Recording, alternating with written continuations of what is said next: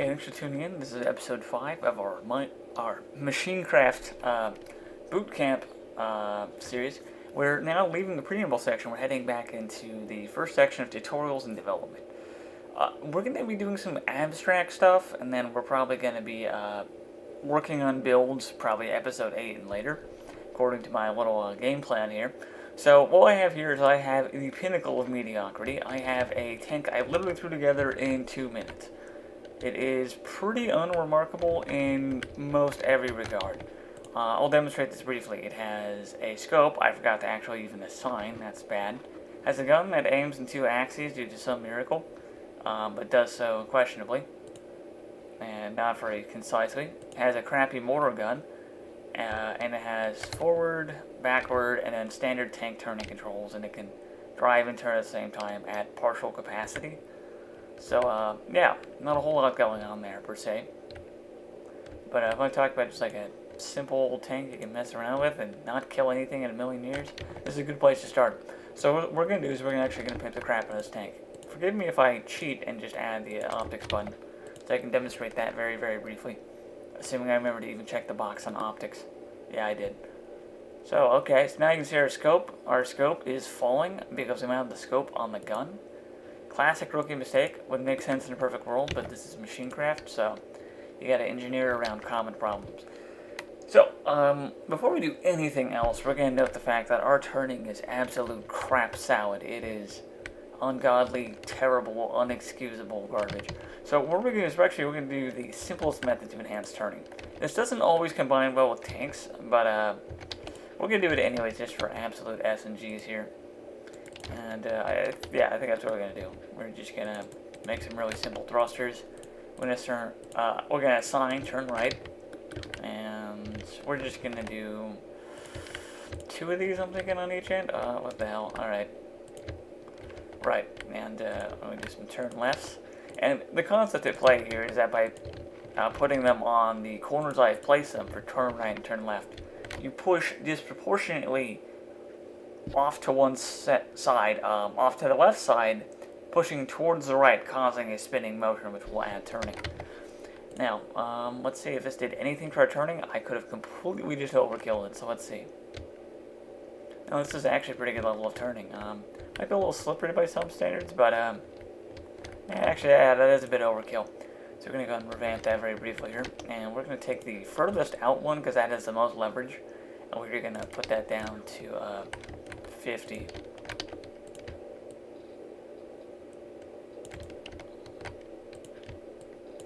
Right, and that should have reduced our turning capacity by a little over a quarter. That might be exactly what we're looking for. I don't know. Let's see.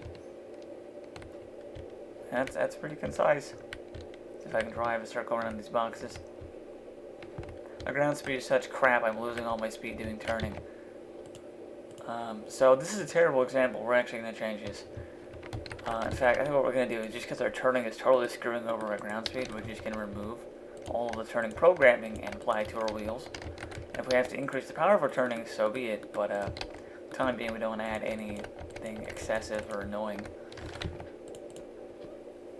I'm just going to take a step at a time, refine it until we get it right, because that really is the nature of design in this game, I feel. Okay, so now our turning is significantly less powerful, but it is just so much more snappy and just really to the point. So I'm actually enjoying this greatly. Let's see, so there's a turn right, comes a turn left. We're actually going to throw in a third of each of these, I'm thinking, in our current state. Our problem right now is that if we add a certain degree of turning on tank wheels, we might actually remove the traction and cause the tank to spin out of control. This works way better on things like mechs, but actually this is a pretty good level of turning. I kind of like what we have right now. You can turn in place, you can turn on the move, but generally moving works better because your wheels are already losing traction versus being stationary by rotating, so the turning is more concise when on the move, which will be 90% of what we do. And yeah, we can drive a relatively small donut. This might not be perfect, but sharp turning on tanks isn't as important as it is on mechs, as tanks have a 360-degree turret design that allows for a lot of other shenanigans. Okay, so we've done that part, and our ground speed is not currently very remarkable, if I'm not mistaken. Let's go and do a double take on that while we have time. Actually, we're doing about 280 with these wheels. I'm not gonna lie, that's pretty good combat speeds. I would probably basically ship this as a complete product. But what we're gonna do is we're actually gonna slap on some thrusters for it's a little bit extra kick on the forward drive. And there we go. And we're actually gonna change that and to move backward. We're gonna have move backward boost as well. So right now we have this giant massive thrusters. If you want to make these thrusters much more seamless, you can at any point in time change them to be 0, 0, 0 translucent, to be invisible. I just kind of did it for the sake of transparency and simplicity for newer players, because I imagine a lot of people can have skipped the first 4 episodes. Don't even remotely blame you. It's pretty much just really basic concepts and action that I execute in poor time frames. So yeah, I understand. So right now we're doing about 300 to 316 currently. That's not bad at all. In fact, we're just cruising. Look at this. We can damn near jump off this hill if we get pretty good speed. Nope. No, we're too stuck to the ground. Anyway, so by having 5 wheels on both ends, we've added 10 bodies to the craft. The turret has added another 2, and we have 1 body to begin with. So we're at 13 bodies at about the 64, 65 limit. It's not too bad per se, but where we're at right now, that'll have to do. I generally don't do a lot of wheels on tanks when I do wheels, because it tends to be a quite questionable expenditure of body count. Right, so that looks great. Next thing on our list is we're going to do a better first-person camera. So what we can demonstrate is that right now we have a really stubby gun that is just a basic one-piece mortar, but we get a really good amount of gravity. So if we want to, like say, shoot this dude in the face and repeat the shot, we're going to have a very hard time doing that. In fact, we're also having a hard time aiming without really obstructing our own view. So we're going to kill 2 birds with 1 stone right here. In fact, firstly, let's do ourselves one quick favor. I'm looking for this to a tank gun that's pretty long. Not crazy long, but I think you'll see what's up in a moment here, where the extra weight will actually cause the gun to fall much, much faster. So now we have to do a lot of compensation once we get a good weapon. Now, if you're thinking just don't make the gun long, firstly, if you want a combat-ready gun, that might not be as easy as it sounds. But secondarily, we also have the problem wherein if you compress weapons and make an actual rapid fire rate, basically anything, you can run to this or more and drop. So that drop is, I'll let you know a secret, caused by offsets between all the trackers. So the gun doesn't need to have its trackers adjusted. The gun is a gun. It's perfectly fine. We're actually going to convert this scope to a dummy and then not touch anything on it. Now it's a dummy. Even if I press middle mouse in play, it won't activate, but it'll look like a little decorative scope. So, yeah, not much needs to be done there. So, while we have time, we're actually going to go and break up the tank a little bit and clean up our workspace, because this is something I like to do anyways. Why not demonstrate this while we're at it? And add a yaw rotator, as we had. We're going to add 2 couplers, and these are just going to snap A and B together. But we're going to do a nice little trick that I like to do a lot with couplers. In fact, we can do ourselves probably even one better, but I'm not going to bother with that at the moment. We're just going to set this to -100Y, because now we have a coupler block that spaces out this from being in the bed where it was. So now it's anchored back where it was. Do the -100. If you're mounting sideways, you might want to do X or Z, -100, +100, whatever the situation calls for. This is just kind of a very broad step for closing in on gaps, but also allowing us to actually move this and have much more room to begin with. So right now we have tons of room with that big old turd out of the way. So our next step is we're going to want a better camera. Now the great news is we just added a coupler. This is a really good way to kind of just hop on the bandwagon while we're at it. We're going to go back to our invisible material. We're going to set this to a neutral angle of 0. I just kind of do that out of habit. There is no reason you should feel compelled to do that though. I just kind of, you know, old habits die hard, as they say. I don't need to explain that too much, I think. And yeah, let's see. We're at the merge group. So what we're doing here is we're making this invisible so we can compress the parts and increase the accuracy and reduce the drop. Simultaneously, we want to make it invisible so when we stack the parts to get that higher accuracy, we aren't causing physics bugs. As if it's invisible, it has no collision, and therefore it can't bug out and over-collide. Now, we're also using a compression piston with merge group, which is colored black and is indicated by an M or merge. It's all the way at the bottom here on the 5th tab, grouping.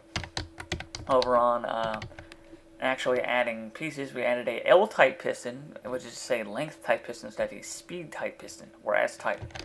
Now, we've set that to 200 with 2 events, which means it's going to compress 2 blocks where we're at right now. And that's just very simple. It's going to compress the pistons block, and it's going to compress one past that, allowing us to just really train everything all in one spot. I don't mean like train like I'm going to work on my cardio. I mean like train like wug wug. And we're just going to run everything through the station here. And while we're at it, we're actually going to apply another tweak. Right now our gun does aim a bit slow. And if you set the spring too high, you can jerk your craft around or cause a kind of rubber banding where it has to kind of settle back in place with your weapon. So what I do is I usually set it to 70 to 80 spring for each tracker. And that will be above the default of 50. And that will actually increase the turning margin by a good amount. You can also add more trackers or add more rotators, but I think it's safe to say that adding more trackers is probably the better method. Eventually, if you have enough trackers, you will increase energy costs substantially, but that takes a lot of doing to get to. But just keep that in mind in case you were curious. And now for our camera, we want our camera to be really great at following our mouse. And it's going to be invisible, so to weigh probably less than 1 kilogram for the entire apparatus, which is, say, 1 weight unit. So with 100 spring, that'll actually let us move about as fast as we can, practically speaking, while still maintaining an accurate base. So, yeah, I think that covers most of it for now. Now we're going to add another 200 piston to kind of compress things. We're going to add an S-type hinge. And then we're going to set this neutral angle out of pure habit. And we're not going to add any upper or lower limits because that's just good practice. While we're at it, though, on the topic of pitch rotators, in this case hinges, I mean, what we're going to do is we're going to actually add some upper and lower limits to this little guy right here. We're going to add some neutral angles while we're adding to the gun. And that's not really super important. So adding our upper limit here, we're going to add an upper limit of maybe about 10. And we're going to add a lower limit of about minus 60, I think we can get away with. And in fact, we might want to compress this apparatus later because this is going to pivot in a way that's going to collide. But to let you know a bit of a secret, we're using this block to taper this tracker to its base. And we're using dummy blocks to reduce collision. So for now, we're actually in the safe zone still. Now, moving on, we have our nice little hinge here. We're going to do another 200 piston. We're going to throw in another neutral spring. And then we're going to throw in another 200 piston. And then we're going to add in a scope, which we're going to make not dummy. And yeah, we're going to paint that invisible material. Now, we're going to do a bit of a science experiment real quick, where we're going to repaint all of this. And you can see when it comes to the scope here, if I can find the damn thing. Yeah, here, I'll just be a bastard and throw in 500Z. And I am a bastard indeed. I don't know what I've done wrong at this point, but I've done something wrong. Oh yeah, there we are. So we have our scope, our tracker, and our second tracker all in one spot. So that's not bad by any means. And that's just actually going to let us throw everything in one spot. Now, seeing how it's all in one spot for the moving piece, the tracking piece, and the scope, as we demonstrated in the previous episodes, or at least one of them, we have virtually zero drop of this configuration. I'm going to reuse this configuration a lot in the series because it is the golden configuration in my book. We're actually going to recolor the scope here for a moment and keep that 500Z in the picture for just a moment, so we can see at what height we're actually mounting the scope. And I can tell by this waffling, it's actually inside the barrel. We're going to set to actually just another one higher than that. And yeah, we're going to remove the Z offset, and it should probably be inside this piece right here, or inside the scope. Either one of them will do for this purpose, but hopefully it's inside the actual tracker. And with our height set, we're going to make this invisible again for the same collision reasons we just mentioned a while ago. And now when we scope in, what we have is a virtually zero drop scope. And in fact, we're looking right down our actual scope here. This is kind of like this funny ring it's adding. If you want to call this a sight picture, you can, but I assure you in advance this is incredibly unintentional. And now we can just point and shoot, and we'll shoot about where we're hitting. We'll hit about where we're aiming, I should say, for the sake of not being a pile of verbal diarrhea. And what we're going to do is we're actually going to calibrate our gun's pitch, so it's a little more responsive. I actually find 4 to 7 units is good for the configuration we're doing right now. And yeah, that's really most of the science behind this. We want to have our gun calibrated. And here's where our sight picture is going to bite us in the ass a bit. Okay, we're seeing what we can just, or actually firing high right now, so that's really good. We've got a really tight grouping on this, which is excellent, in my opinion, for just having things be really easy to control, not needing big numbers or tedious calibration. So a couple small courses of numbers might do it. And there we are. We are shooting right dead center from what I can tell from this angle. Obviously, different angles will mean different things. And actually, we're having a good amount of jerk due to our lack of mass. So, having jerking due to our mass, our secret is we're going to actually add mass to the bottom of the vehicle, which will also lower the ground speed again. I mean, a giant lap of irony right here. So yeah, we're still aiming straight. We're now aiming, we're not jerking our craft around. And our ground speed is about 200 after increasing our chassis weight tenfold. So now that we have a deca steel chassis, I warned I was going to use these terms. You were warned. We're actually going to add probably doubling down on these thruster implements. And we're actually going to start recoloring our thrusters because this is turning into a bit of a mess. And if we do some mech episode, we're actually going to do a black boxing technique, which I may have already demonstrated elsewhere. So we're not going to have to be looking at just a whole crap ton of thrusters put on the craft hastily. We're going to make our own graft later for those, and that'll reduce this sort of clutter effect in case you want to put armor plating or whatever on the side of your tank and not screw it over. You could also use couplers alternatively to multi-mount, not unlike compression tech. So, yeah, now we're back up to about 225. Man, that's disappointing. We are having much higher energy and health reserves. We're going to just start really stacking down on these thrusters. And I feel like we're not going to be able to get the speed we want right now, so I'm actually going to consider reverting to a black box. But for now, I'm going to play it cool and throw on just some move backs, some good old move fronts. By using coupler, we have all this workspace we needed. So I'm just going to mention right here and now, you can already tell the benefits. Now that we have essentially, I believe, quintuple clocked our forward thrust, we are back up to about the 300s range of speed, and this is where we want to be. Look at this, we have these, like this sharp hot rod turning, we have this excellent turret aiming rate, well, pretty good. We have a scope we can aim with on the move, and we can probably just place shots downrange really easily.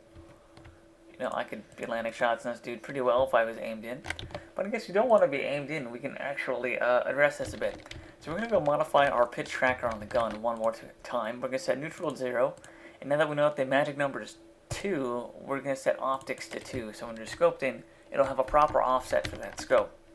Now that being said, we're actually going to pull off the scope to increase the aiming quality. So actually make our job a hell of a lot easier in the long run. Decorative scope is bye-bye, but now we have a much clearer sight picture for just peripheral vision and everything. So this is handy for long-range combat to have a full picture of sight. So, yeah, now we're going to add laser sights. There's two kinds of laser sight you can do if you want to be a little bit of a smart-ass here. Laser sights tend to be good for first-person with mechs, but on tanks, third-person tends to be quite the opposite. It tends to be the meta where it's bad on mechs. So we're going to get a 200 compression piston. We're going to square up one of our barrels. We're going to mount this in here. Actually, I have even better. We're going to mount this here. We're going to yank out that. We're going to add a R-type rotator as our mounting device. We're going to set neutral to free. We're going to do this twice. And we're going to set, let's go ahead and do a laser key while we're here. Laser space on, I believe, exactly 8 characters, which is our limit. Kanji be damned. Yeah, make sure to toggle with the checkbox. I'm assigning it to R. I just always use R. You can use anything you want, quite frankly. And we're going to set this to stop. And we'll review over this in just a second once we've clarified what the hell we're doing here. It's a leap of sorcery.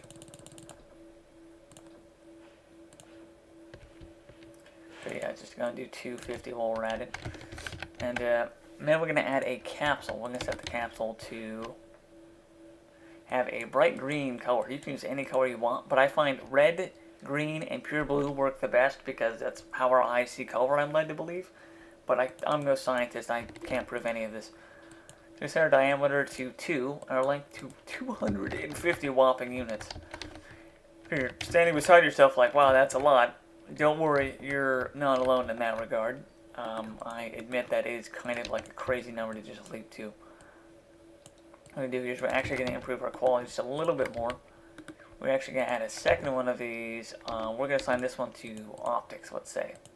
This is going to be our first-person laser. Now, the benefit of first-person lasers is they're much closer to a camera, so you can actually artificially induce perspective without really even breaking a sweat. So we're going to set this to 1 diameter versus 2. Cylinder, cone versus cylinder, which is set to cylinder, by the way. And we're actually going to do a bit of work, I think, where we're going to probably add like 3 to the x-axis. Actually, let's try adding 2. I don't know. We'll see. Whoops. I just changed it to 1. And yeah. Actually, we've done that. Thinking, alright, we're going to actually expand this one. This is kind of where lasers get crazy. So 1, 2, 3, 4. 1, 2, 3, 4, 5. 1, 2, 3, 4, 5. 1, 2, 3, 4, 5. 1, 2, 3, 4. Then I think we slap on a second laser, and we might have overlap. I'm not sure. We're just going to do that. And actually what we can do, we can do ourselves a huge favor. We're going to set the Y to 500, increasing the mounting offset by about 5 blocks. We're going to see if the laser meets up. It does not, so we're going to actually move that out. Whoops. About 1 block here. Are you stroking my shaft? Come on, get real. Okay, and now I think we have no excess overlap and just the right amount of laser. In fact, we might have too much thickness given the size of our tank. So let's go ahead and do ourselves a favor and check this out while we have time. We're going to zoom in with optics. We have a first-person laser, and we screwed up. So the first thing you should know is what we're doing here to explain this finally, as I've just demonstrated this beautifully. We're going to make these dummy. But this is a technique known as vanishing. You can make any combination of dummy and invisible, or naturally invisible, such as coupler, or let's say I want to say coupler, stamps, and a couple other things that naturally turn visible once the game is started. But put simply, what we have right here is dummy and invisible material.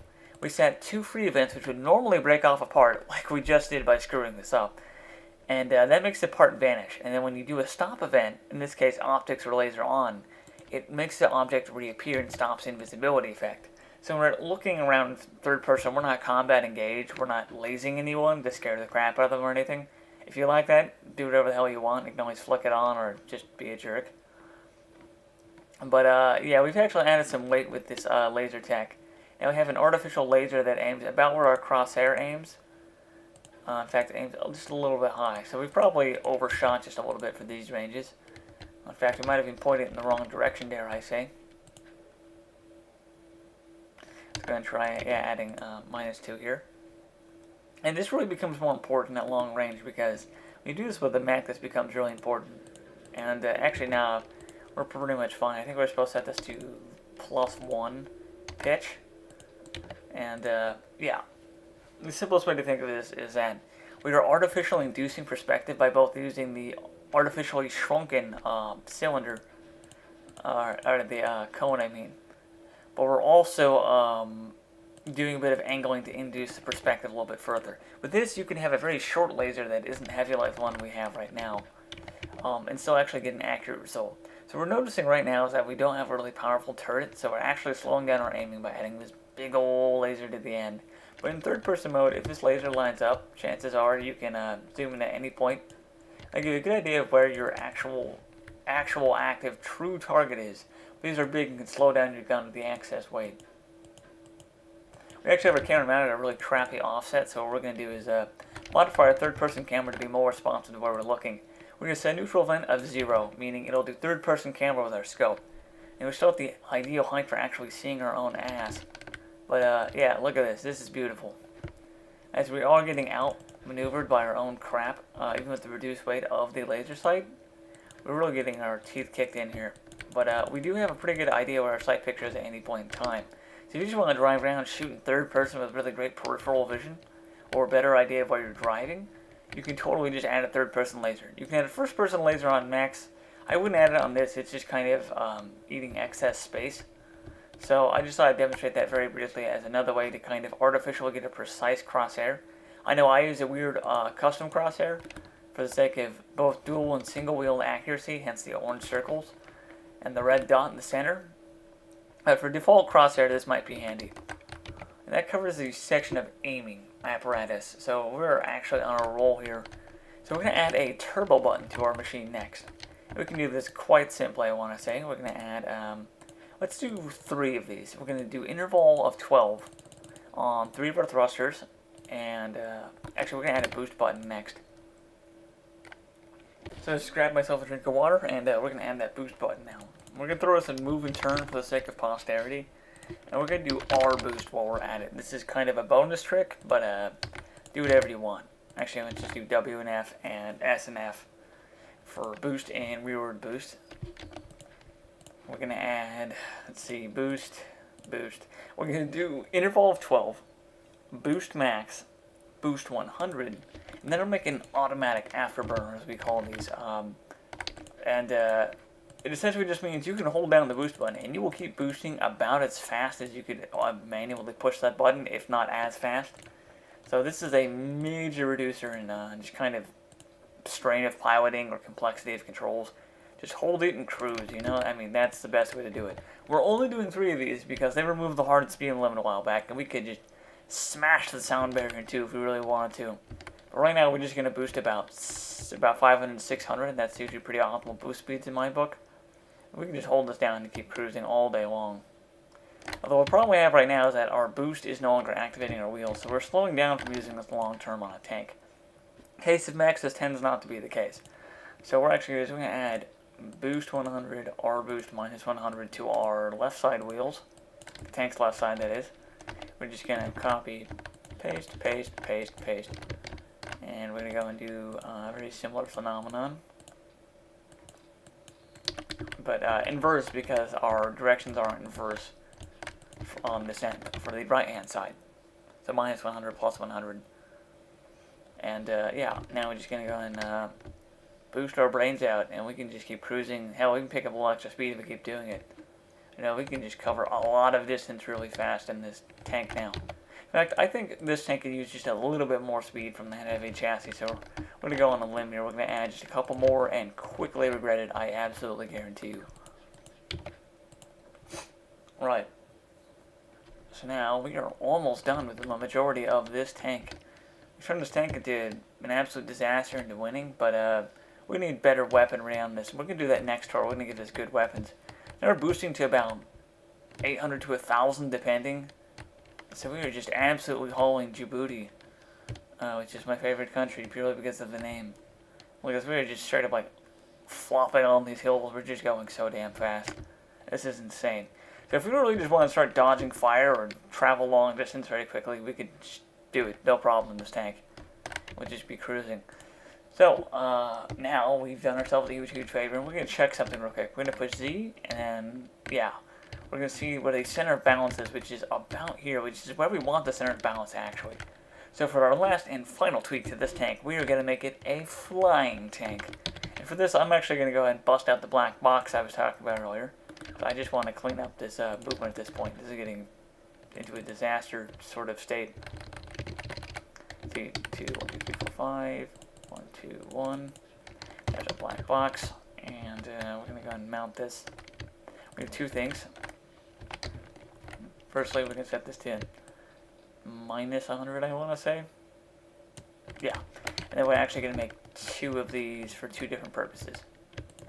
Great. Now we're going to count how many boxes we have in both directions, which is apparently 4. If you use odd dimensions, you can always find a sensor on both axes. That is, if you use odd dimensions on both axes. And we're just going to go ahead here and start painting this all invisible material. And then once we are... Yeah, once we're 4 deep in each direction, we're going to add 1, 2, 3. No, 1, 2, my bad. And we're going to start simulating the end of the tank where we had it last time. And we've done minus 100 Y offset to get this mounted where we want it, as I've already mentioned, as like the logic behind that. And yeah, we're doing pretty good here. And yeah, we're just going to add, you know, nice even or odd dimensions for even placement on this, and it's just going to look really clean. We're going to copy our little 5 flower petal design afterburner, as that does have different programming from the rest of it. Seriously, you could be going buku crazy. Why the hell would you ever want the speed if you aren't careful? So by converting to a black box, we can technically add more without cluttering up the workspace anymore. Like, we're even decluttering the workspace where we are right now, which is really just a beautiful thing in my book. Look at that. And we can even take off these boxes. Super clean. While we're at it, we might actually install the turning into the black box while we're at it, because that is just a beautiful thing to be able to do. This does add, I think, a very microscopic amount of weight to the platform, but it's not bad by any means in my book. So, and our turn right. And 1, 2, 3. Turn left. And start turning. And we can actually just start yanking thrusters off this thing like no tomorrow. Look at this. This is just a clean tank chassis with wheels on it now. This is beautiful. Now, if you ever wonder why I rant on about black boxes, it's moments like this where you just go, ah, you have that breath of fresh air with your workspace, your clarity, and your sanity. And yeah, I think that's everything we're going to need to do to convert this to a black box system. And now next what we're going to do is we're actually going to add some bonus stuff. We're going to add a graft to increase the tank's balance. This will use a microscopic amount of power, I assure you. We're actually going to add 6 boxes to each end. So we didn't screw this up. No, we're good. We're going to take our transparent material. Right, and now we're going to just add yeah, a bit of a, actually, yeah, let's just add a bit of spacing a long ways while we're at it. We're going to add 3 boxes on each of those ends. You know, I just made a major screw up here, so we're going to remedy this briefly using some sweet, sweet tricks.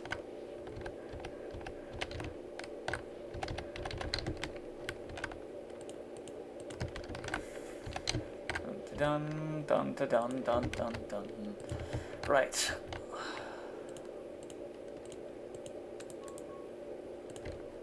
And I've got everything shoved away with B, in case you weren't aware of that I just mentioned. Just gonna add 1, 2, 3 on that as intended.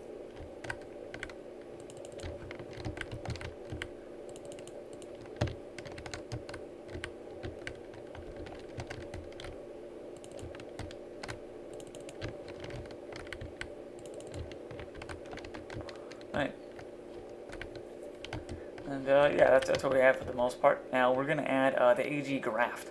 Now let me explain this briefly. We have an invisible, virtually weightless, collisionless graft that's placed in the center of our machine. We have placed sensor and fronting dimensions, and we're going to add gravity modules.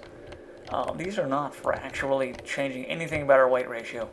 We want our weight ratio where it is right now, basically, and we're just going to use thrust to defeat gravity for a while. So we're going to add plus 100 on these 4 points, and this is, I guarantee you, overkill for the size and weight of this tank. It probably does not carry enough inertia to break this in 1,000 years. We're going to add minus 100 to the bottom corners. By making a wide graft across all 3 axes, we increase the kind of leverage we get. So right now, these 4 modules have, I guarantee you, virtually immortal balance, probably to anything but our crazy OP afterburner. So right now we're playing with some seriously hot fire. In fact, it might not be fire, it might be thermite at this point. So we just want to kind of make sure we have really strong counter forces to our strong forces. If you want to play a fast-paced game, you're going to want high-powered energy. That's what we're chasing after right now. And we're just going to slap this guy on, and we're going to do the exact same trick we did before, except now we're going to add 2 new buttons. We're going to add space as our jump feature. We're going to push space to assign that, and we're going to do, I don't know, let's say H for hover, and I just got that mixed up for a moment. And hover is going to be more like ascend, so that's actually, let's get rid of the misnomer. This is rise instead of jump. And yeah, it's just, I always do H for hover with that in my mind, so do whatever you want. Once again, I'll say for like the trillionth time. And we're going on to jump here, and we're just going to assign this probably in a, you know, considering the kind of crazy buku speeds, we can get 5 thrusters in our current weight. Pushing forward, pushing upward should be a very similar philosophy. And And what we're probably going to do after we've done this is, considering our ratios once again, we're going to add 1, 2, 3. 1, 2, 3. We're just going to remove the afterburner feature from these ones. Oh, good. Thank goodness. I thought I screwed up there for a moment. Yep, this didn't remove properly for whatever reason.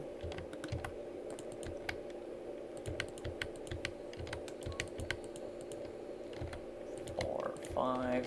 Great. So now we've added a kind of underlift to our black box. We're just following a straight line. Oh, we robbed a bit. Yeah, we don't have a sled graft, so we don't have perfect balance, but we have enhanced balance. More importantly, we have a better center of gravity, I think is really the best way to put this. Using H, we can hover, and look at it, we're just floating straight upwards, no question. And it's actually quite a lot of upwards power. We just want to jump over something, like say we're going to go to a little mech here, right? We're just going to go and boom, jump them. That is way too much power, holy crap. We're just going to katunk land. That was like, we weren't even threatening our center of gravity with the kind of jarring force of that landing. So, yeah, what we're going to do here, I think, is we're actually going to strip out 2 of these, and let's just add 4 of these to the scrapyard. We're just going to, and we're actually going to do one last trick here. We're going to add descend as an option. Let's just call it fall for simplicity's sake. I'm going to make that shift, because usually space and shift is your rise and fall buttons in default. I know it's weird I get rid of them by default and then just throw them back in later, but I do what the hell I want. And at day's end, I'm satisfied. We're just going to add these probably 10 thrusters to our downward program. And yeah, I think that'll do a lot of good for us. So we probably still have a very powerful ascend for the kind of casual rising. Yeah, that's pretty good. You know, we just hopped right over that dude. Push jump, we're probably still going to go into freaking stratosphere space. Oh no, actually, that's a pretty good jump. A little overkill for my taste, but not bad.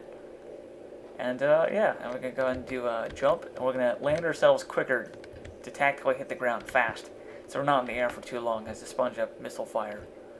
And you can do very controlled jumps over things, like boom, tunk, nice and agile. Look at this tank. This tank is a menace.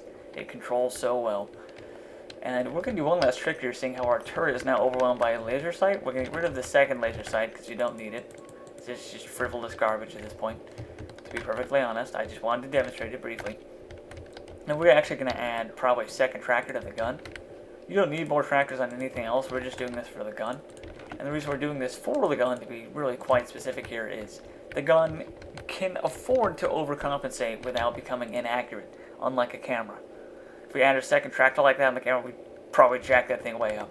Look at that, we have a nice, concise aim again with that third-person laser. You just go pow, pow. In fact, we have way too much spring right now. We have an over-aiming gun. And from under-aiming to over-aiming in 5 seconds. We can just do sharp turns, we can do jumps over things. We can do a nice third-person aiming. We can scope in for crazy easy aiming there. You know, this tank might need a little bit of fine-tuning to not be overkill in some of its specs. We're going to talk about a competitive combat tank. This is good. In fact, I'm going to show you a trick. Our trick is we just lowered the energy to 100. And this tiny little tank is able to shoot its gun and drive forward without necessarily losing energy. We can punch the afterburner a couple times and not necessarily bleed ourselves dry. Now, for low spec, this tank is a little too fast for low spec, I'll admit. But for, you know, if we even get 150 in there, it would all be over for our energy budget. Probably just do whatever we wanted. Yeah, we're making about break even for gun and driving. Yeah, we're just going to put the back 350. This concludes our tank. We took an absolute awful aiming newbie piece of crap into an underclocked weaponry, but pretty potent, easy to use tank. You know, now that we have a tank that's easy to pilot, you know, it's easy to drive, easy to jump over things, it's easy to aim with the apparatus, it's easy to scope in and get good stability. You know, we've made this tank so easy to use. Any improvements we make from here on out are exponentially better. So join us next time when we go ahead and we do that to our tank. We're going to do a lot of really good stuff, I think, to this tank. We're going to add weapons in Chapter 7, and we're going to add armor and durable parts in Chapter 6. So So until next time, this has been WCCC. But for now, I'm signing out.